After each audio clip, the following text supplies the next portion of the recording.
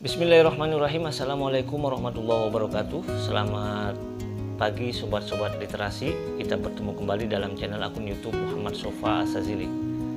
Channel ini khusus membahas soal dunia buku, dunia literasi, dunia tulis menulis, dan juga berkaitan dengan buku yang sedang dan akan saya review. Jadi bagi teman-teman yang baru nyampe di channel ini, jangan lupa untuk mensubscribe terlebih dahulu channel ini. Dan jangan lupa diklik tombol loncengnya. Tujuannya adalah agar teman-teman bisa memperoleh informasi-informasi terbaru terkait dunia buku dan juga dunia literasi. Di kesempatan pada pagi hari ini, saya akan mereview sebuah buku masih karyanya Buya Hamka yang berjudul Tuan Direktur. Covernya seperti ini. Buku ini terbit di tahun 2017. Ia diterbitkan oleh penerbit Gema Insani Press. Dengan cover yang bergambar seperti ini, topi hitam yang seperti ini, sepertinya topi ini adalah topi yang sering dipakai oleh para pengusaha ketika Buya Hamka menulis buku ini. Jadi, buku ini mengisahkan tentang salah seorang pemuda bernama Jazuli. Ia berasal dari Banjar, Kalimantan, datang ke Surabaya bersama teman-temannya. Di sana, di Surabaya, ia membangun sebuah usaha, membangun bisnis, membangun perusahaan bersama teman-temannya. Berselang begitu lama, perusahaan yang dibangun oleh Jazuli bersama teman-temannya itu semakin besar, semakin jaya, dan memiliki banyak cabang yang lainnya. Hal ini membuat Jazuli mulai agak congkak, mulai angkuh, dan mulai gila dengan penghormatan. Di satu sisi, ia merasa bahwa apa yang sudah ia bangun, apa yang sudah ia lakukan, perusahaan yang dimilikinya bisa menjadi besar, itu dikarenakan kemandirian dirinya. Ia tidak menyadari bahwa perusahaannya itu menjadi besar dikarenakan ada tetes keringat dari para pekerja yang ada di perusahaan Jazuli tersebut. Semakin besarnya perusahaan Jazuli membuat ia lupa dengan teman-temannya yang turut berjuang bersamanya membesarkan perusahaannya itu. Satu persatu teman-temannya didepak oleh Jazuli dikarenakan ia lebih percaya dengan orang yang baru datang dan menjadi temannya. Orang yang baru datang dan menjadi temannya ini adalah salah seorang teosofi, orang yang percaya dengan mistik-mistik dan memberikan masukan kepada Jazuli agar ia membuang teman-temannya, karena teman-temannya itu tidak bisa diajak untuk maju dan mengembangkan perusahaan. Inilah kemudian yang membuat Jazuli mendepak kawan-kawannya yang pernah berjuang bersamanya pertama kali nyampe di Surabaya. Tak berselang lama, Jazuli berhadapan dengan Haji Yasin, salah seorang pemilik rumah yang tanahnya hendak dibeli oleh Jazuli. Jazuli merasa dan menilai bahwa manusia bisa dibeli dengan uang, manusia bisa dibeli dengan harta, manusia bisa dibeli dengan kekayaan yang dimiliki oleh dirinya. Dia menganggap bahwa Haji Yasin itu bisa dibeli dengan uang. Tanah yang dimiliki Haji Yasin bisa dengan mudah didapatkannya untuk membesarkan dan membuat perusahaan kain di kota Surabaya. Sayangnya, Jazuli salah menilai tentang karakter dan sosok Haji Yasin. Sosok tua yang begitu dihormati oleh orang-orang yang tinggal di rumahnya Haji Yasin. Haji Yasin ini salah seorang bisa dianggap seorang tokoh yang dihormati oleh orang-orang yang tinggal di tanah yang dimiliki dirinya. Jadi banyak pedagang yang tinggal di tanahnya Haji Yasin. Nah, tanah inilah yang kemudian ingin dibeli oleh Jazuli dan dijadikan sebagai perusahaan kain nantinya di kota Surabaya.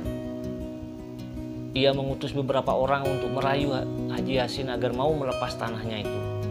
Sayangnya Haji Yasin tidak mau melepaskan tanahnya itu karena ia menginginkan tempat tanahnya itu bisa memberikan manfaat bagi orang-orang miskin, bagi pedagang-pedagang kecil yang ada di kota Surabaya yang tidak bisa mencari tempat tinggal yang murah seperti yang dia sediakan.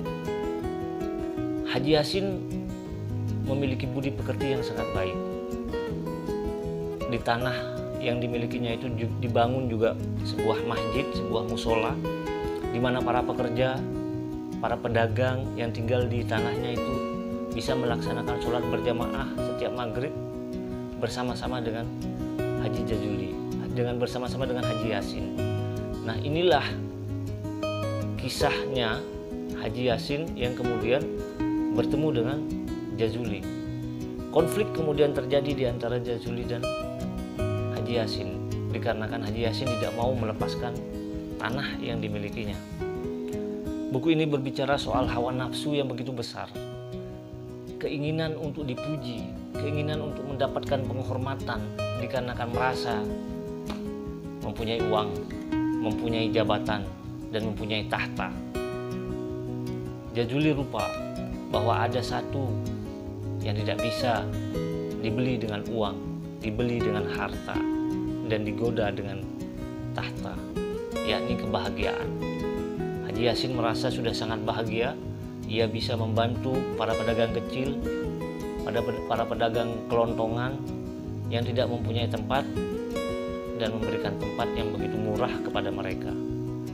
Kebahagiaan itu tidak ingin dijual oleh Haji Yasin, meskipun tanah yang dimilikinya itu ditawar dengan harga yang sangat mahal.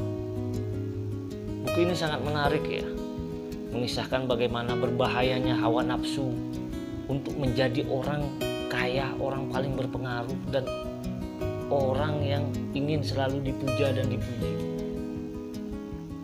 Jadi dengan harta yang dimilikinya, orang memang bisa dipuji, orang memang banyak akan memuji, tapi memuji bukan karena keikhlasan, bukan karena memang keinginan untuk memuji, melainkan karena ada selembar atau dua lembar atau bergepok-gepok lembar yang ada di dalam dompetnya.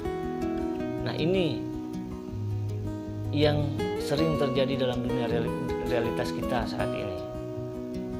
Orang yang memiliki jabatan, orang yang memiliki kekuasaan, orang yang memiliki harta yang banyak, kerap sekali dikunjungi oleh orang-orang dan mereka berharap limpahan kekayaannya akan mengucur kepada orang yang datang itu, apalagi dengan menyanjung-nyanjungnya. Inilah realitas yang ada di hadapan kita saat ini.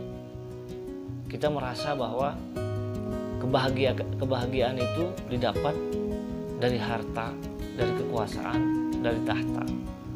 Padahal tidak seperti itu. Kebahagiaan itu bersumber dari hati. Kebahagiaan itu apabila kita bisa mampu memberikan yang terbaik bagi orang lain. Haji Yasin memberikan contoh lewat buku ini, sosok Haji Yasin. Dia orang tua yang begitu peduli dengan masyarakat kecil. Dia sangat berbahagia bila ia bisa membantu orang-orang kecil yang tidak mempunyai tempat tinggal dan diberinya tempat tinggal yang murah.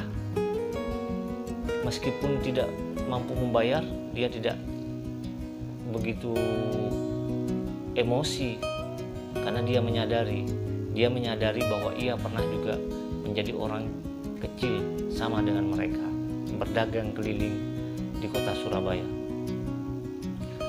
Inilah buku Buya Hamka yang ketiga yang saya review buat teman-teman semua di seluruh tanah air. Buku ini sebanyak 138 halaman, sangat tipis, sangat kecil, bisa dibawa kemana-mana oleh teman-teman. Ada 12 bab di dalam buku ini.